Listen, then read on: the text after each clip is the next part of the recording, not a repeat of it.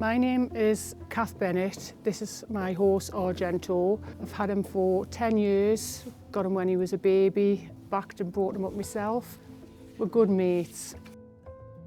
Argento, unfortunately, he got strangles. He was one of 6. The first symptoms were temperature spike, coughing, very bad snotty nose, he went off his food, couldn't drink very well, he lost a lot of weight, he was really poorly. That was for about maybe 2 weeks. It was awful seeing him like that. I was scooping my hands together to give him drinks and he was sipping out my hand. It was awful. Then he got better, back to normal again, racing around the field. And shortly after that, got another temperature spike, got the most awful abscess under his jaw, which got bigger and bigger and it just would not burst. I mean, it was huge, it got to about that big. Must have been so uncomfortable for him, poor boy. It eventually did burst, which left a gaping hole in his head, the pus and everything. It was just horrendous to deal with. He got a smaller one right down under the bottom of his jaw, which burst. That was maybe about the size of a golf ball. Didn't last as long as the one at the top. He was down in isolation for about 4.5 months, and during that time it was horrendous dealing with flies, which was the main issue.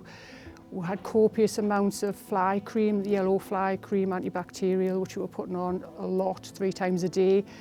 I bought 6 fly masks, the lycra ones you can pop over, which kept the flies off, which was brilliant.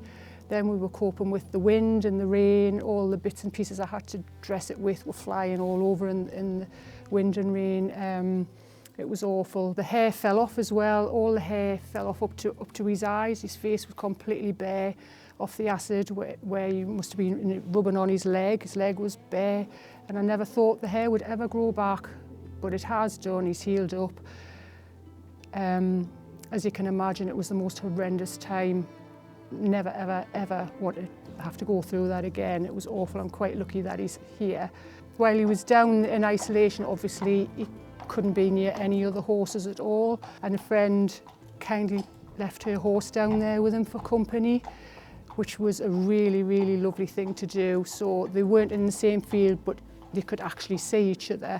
Argento doesn't cope very well on his own, so that was just an amazing thing for her to do that, which helped him cope as well a lot better. And unfortunately, the only contact he was having with people was vets to do his guttural pouch washes, so he lost a lot of trust in people and became quite feral. But he's 100% better now. We're back up at the yard into a routine. We were quite lucky that the yard locked down immediately, so Argento was one of 6. There's 48 horses on the yard. That could have been really nasty.